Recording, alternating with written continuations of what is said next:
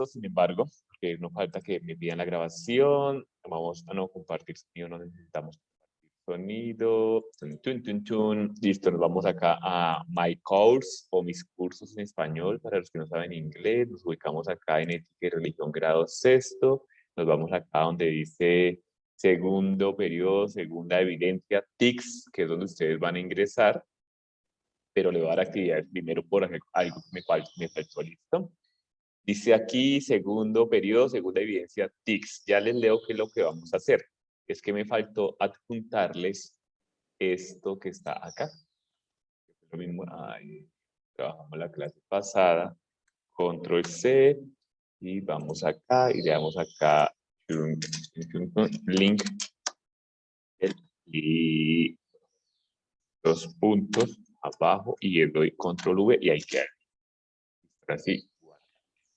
Profe, ¿tiene 199 páginas? Sí, solo van a leer 190, porque soy buena gente.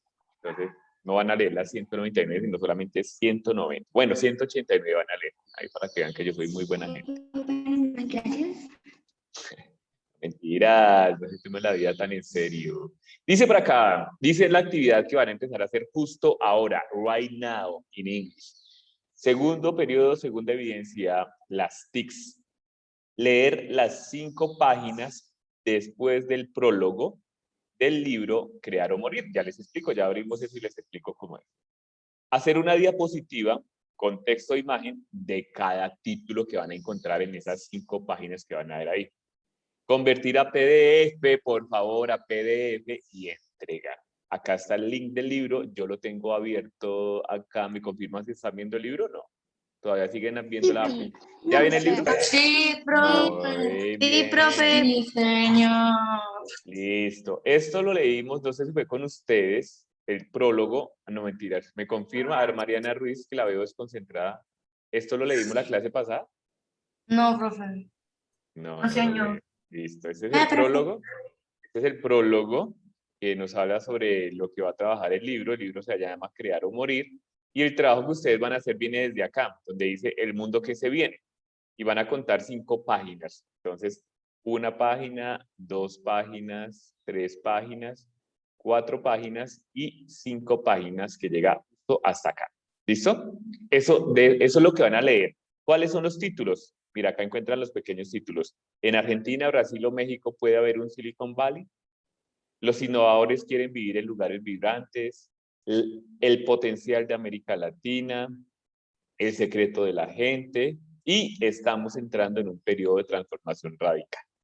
¿Listo? Eso es lo que vamos a hacer. Van a leer y de cada titulito de estos títulos, de cada contenido de acá, me van a hacer una presentación PowerPoint y con texto e imagen. ¿Listo, niños?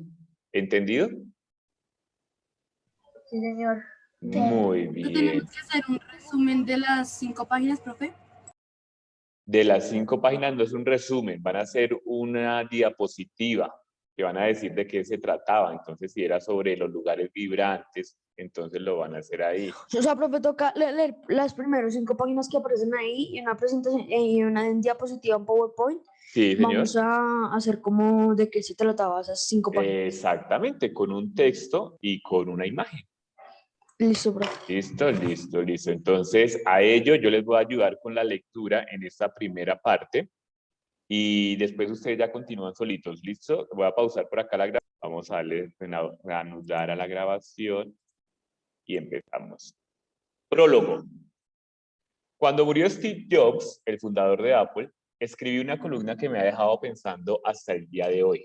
En ese artículo me planteaba una serie de preguntas que deberían estar en el centro de la agenda política de nuestros países. ¿Por qué no surge un Steve Jobs en México, Argentina, Colombia o cualquier otro país de América Latina? O en España, donde hay gente tanto o más talentosa que el fundador de Apple. ¿Qué es lo que hace que Jobs haya triunfado en Estados Unidos, al igual que Bill Gates, el fundador de Microsoft, o Mark Zuckerberg, el fundador de Facebook, y tantos otros y miles de talentos de otras partes del mundo no puedan hacerlo en sus países? Se trata de una pregunta fundamental que debería estar en el centro del análisis político de nuestros países porque estamos viviendo en la economía global del conocimiento. en que las naciones que más crecen y que más reducen la pobreza son las que más producen innovaciones tecnológicas. Hoy en día, la prosperidad de los países depende cada vez menos de sus recursos naturales y cada vez más de sus sistemas educativos, sus sistemas científicos y sus innovadores. Los países más exitosos no son los que tienen más petróleo o más reservas de agua o más cobre o soya, sino los que desarrollan las mejores mentes y exportan productos con mayor valor agregado. Un programa de computación exitoso o un nuevo medicamento o un diseño de ropa novedoso valen más que toneladas de materias primas. No es casualidad que al momento de escribir estas líneas, una empresa como Apple valga 20% más que todo el Producto Bruto de Argentina y más del doble que el Producto Bruto de Venezuela. Y no es casualidad que muchos de los países más ricos del mundo en ingreso per cápita sean naciones como Luxemburgo o Singapur, que no tienen recursos naturales. En el segundo, en el caso de Singapur, como pude observar en un viaje reciente, se trata de una nación que tiene que importar hasta el agua. Mientras que en países petroleros y ricos en recursos naturales como Venezuela, Nigeria, Colombia, prevalecen niveles de pobreza obscenos. La gran pregunta entonces es cómo hacer para que nuestros países puedan producir uno o miles de Steve Jobs. En mis libros anteriores, especialmente en Basta de Historias, señalé que la calidad de la educación es la clave de la economía del conocimiento. Y esa premisa sigue siendo cierta, tal como lo señaló el propio Gates en una entrevista. Él jamás hubiera podido crear Microsoft y revolucionar el mundo con las computadoras si no hubiera tenido una excelente educación en la escuela secundaria, donde había una computadora de última generación que despertó la curiosidad por el mundo de la informática. Y tal como lo señaló Gates en otra entrevista, años después, lejos de vanagloriarse de haber dejado la escuela antes de tiempo, su deserción de la Universidad de Harvard fue algo que siempre lamentó. Lo cierto es que tuve que dejar la universidad porque llegué a la conclusión de que tenía que actuar rápidamente para aprovechar la oportunidad de Microsoft. Pero ya había terminado 3 años de mi licenciatura y si hubiera usado inteligentemente mis créditos universitarios de la escuela secundaria, me hubieran dado el título, de manera que no soy un desertor típico. Pero también es cierto que una buena educación sin un entorno que fomente la innovación producen muchos taxistas de sorprendente cultura general, pero poca riqueza personal o nacional. Como quedó claro en los casos de Jobs, Gates, Zuckerberg y tantos otros, hace falta otros elementos, además de una buena educación para fomentar mentes creativas. Pero, ¿cuáles son? La búsqueda de la respuesta a ese interrogante me llevó a escribir este libro. Antes de empezar mi investigación, me había encontrado con varias respuestas posibles. Una de ellas era que la excesiva interferencia del Estado ahoga la cultura creativa. Un mensaje de Twitter que recibí de un seguidor español horas después de que publiqué mi columna sobre Jobs en octubre del 2011 lo explicaba así. En España, Jobs no hubiera podido hacer nada, porque es ilegal iniciar una empresa en el garaje de tu casa y nadie te hubiera dado un centavo. La implicación del mensaje era que la primera gran traba de nuestros países a la innovación es una excesiva regulación estatal y la falta de capital de riesgo para financiar los proyectos de nuestros talentos. Hay algo de cierto en eso, pero es una explicación insuficiente. Es cierto que Jobs hubiera tenido que ser muy paciente y afortunado para iniciar su empresa informática en España o en la mayoría de los países latinoamericanos. Un estudio del Banco Mundial muestra que mientras en Argentina hacen falta 14 trámites legales para abrir una empresa, aunque sea un taller mecánico casero en un garaje, en Brasil 13 y en Venezuela 17, en Estados Unidos y en la mayoría de los países industrializados hacen falta solo 6. Sin embargo, el mismo estudio muestra que varios países como México y Chile han reducido considerablemente sus trabas burocráticas en los últimos años y en la actualidad exigen el mismo número de trámites que Estados Unidos para abrir una empresa. Si la burocracia estatal fuera la principal traba para la creatividad productiva, México y Chile ya deberían estar produciendo emprendedores globales de la talla de Jobs. Otra explicación del otro extremo del espectro político es que hace falta más intervención estatal. Según esta teoría, nuestros países no están produciendo más innovadores porque nuestros gobiernos no invierten más en parques científicos e industriales. En años recientes, muchos presidentes latinoamericanos han inaugurado con gran pompa parques científicos y tecnológicos, que según aseguran, convertirán a sus naciones en grandes centros de investigación a nivel mundial. Ya hay 22 de estos parques tecnológicos en Brasil, 21 en México, 5 en Argentina y 5 en Colombia, y varios otros en construcción en otros países. Todos creados bajo la premisa nacida en Estados Unidos y en Gran Bretaña desde los años 50, de que la proximidad física de las empresas, las universidades y los gobiernos facilitan la transferencia del conocimiento y la innovación.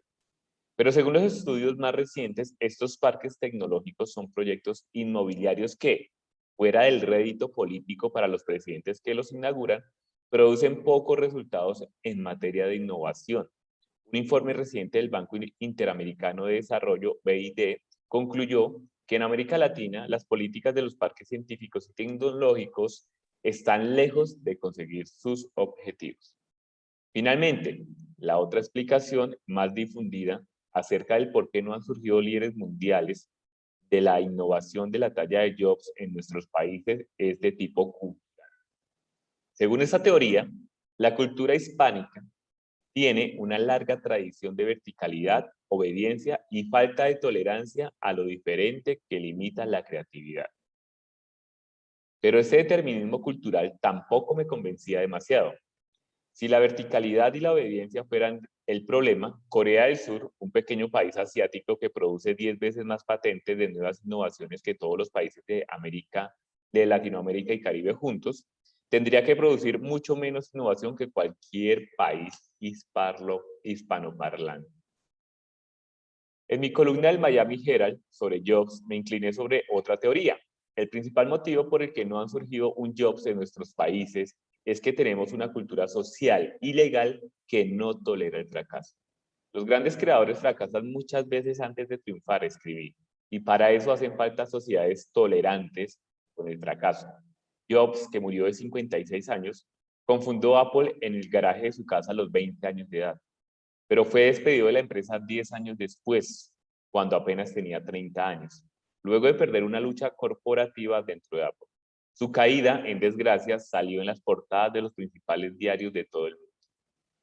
En muchos de nuestros países, la carrera de Jobs hubiera terminado ahí. La reacción de la comunidad empresarial hubiera sido: cayó en desgracia, ya pasó su cuarto de hora, está acabado o simplemente fue. Sin embargo, en Silicon Valley, tras su despido de Apple, Jobs inició un periodo que más tarde describió como el más creativo. Creó nuevas compañías y consiguió nuevos inversionistas para financiarlas. En la cultura de innovadores del Silicon Valley, donde el fracaso es una experiencia de trabajo que sufre la mayoría de los triunfadores, Jobs se levantó rápidamente. ¿Hubiera ocurrido lo mismo en España o en América Latina? ¿Alguien que cayó en desgracia repentinamente en su carrera como Jobs podría haberse levantado o triunfado en nuestros países? Después de escribir este artículo, viajé a Palo Alto, en Silicon Valley, California, y a varios países para entrevistar a algunas de las mentes más creativas del planeta, para ver qué distingue a las personas creativas y las culturas innovadoras. En otras palabras, cómo convertirnos en más creativos a nivel personal y nacional, y cómo convertir nuestras ideas en proyectos económicamente rentables que nos ayuden a vivir mejor. En mis viajes y entrevistas encontré algunas respuestas sorprendentemente auspiciosas. Lejos de estar condenados al atraso, podemos usar nuestro talento, y lo tenemos, como veremos más adelante, para impulsar y dar cauce a nuestra creatividad. La innovación se está democratizando y cada vez está más cerca de nuestro alcance. En las páginas que siguen intentaré compartir con ustedes lo que aprendí de mis reportajes sobre algunos de los innovadores más destacados del mundo.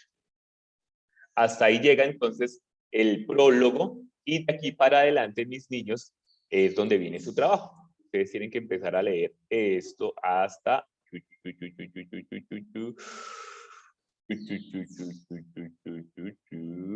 justo acá. ¿Listo? Entonces voy a dejar de ¿Cómo? grabar y acá le doy